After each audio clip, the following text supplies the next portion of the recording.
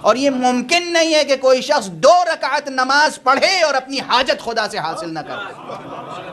نصف شب کے بعد بڑی سے بڑی حاجت ہو آپ کی، 2 رکعت نماز پڑھ لیں، صرف پڑھ لیں۔ پورے یقین سے عرض کر رہا ہوں، یہ میں کیا عرض کر رہا ہوں، حضرات محمد و آل محمد علیہم الصلاۃ والسلام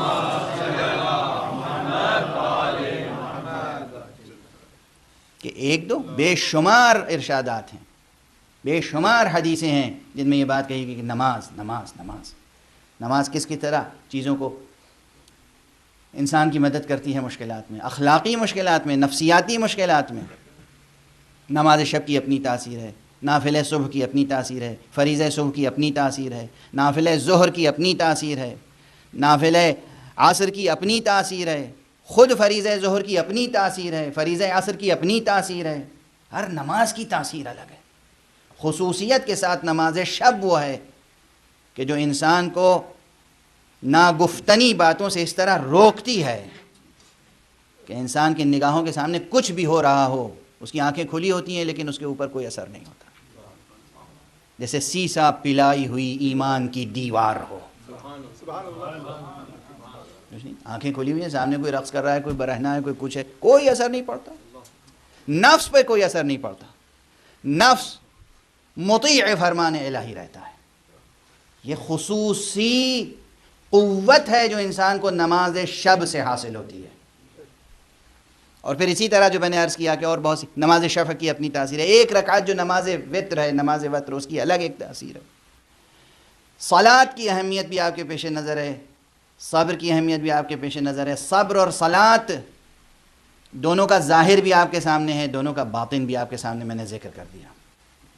اگر نماز کو یہ دیکھنا ہو کہ کہاں کہاں نماز قوت پہنچاتی ہے، کن کن آزمائشوں میں، کن کن امتحانوں میں نماز قوت عطا کرتی ہے، تو آپ اندازہ کریں کہ جنگ بدر کتنی بڑی جنگ تھی اسلام کی، سب سے پہلی جنگ، کتنی بڑی جنگ تھی۔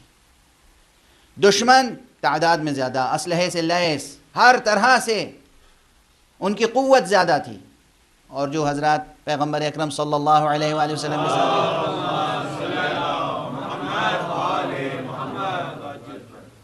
ان کی تعداد بھی مختصر، اسلحہ بھی کچھ نہیں، سواریاں کچھ نہیں، تفصیلات آپ حضرات کے ذہنوں میں تقریباً ہیں۔ اس جنگ بدر میں ایسی مہیب جنگ، ایسی مہیب جنگ، ایسی خوفناک جنگ، اور پیغمبر سپہ سالار ہیں وہاں پہ، خود موجود ہیں۔ پیغمبر نے کیا کیا شب بھر؟ سپاہیوں سے کہا جاؤ سو جاؤ، سب سو گئے۔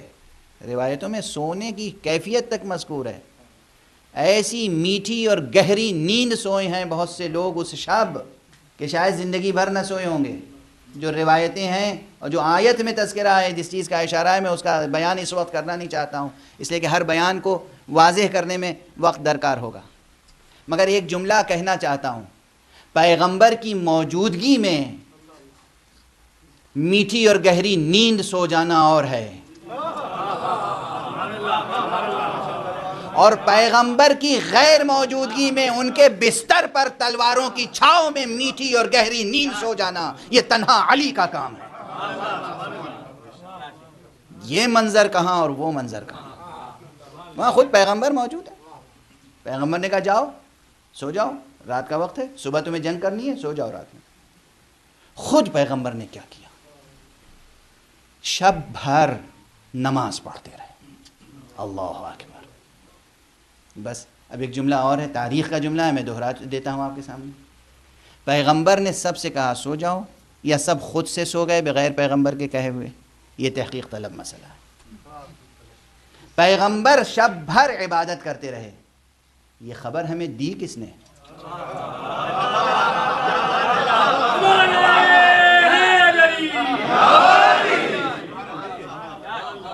یہ ہمیں بتایا کس نے کہ پیغمبر شب بھر نمازیں پڑھتے رہے؟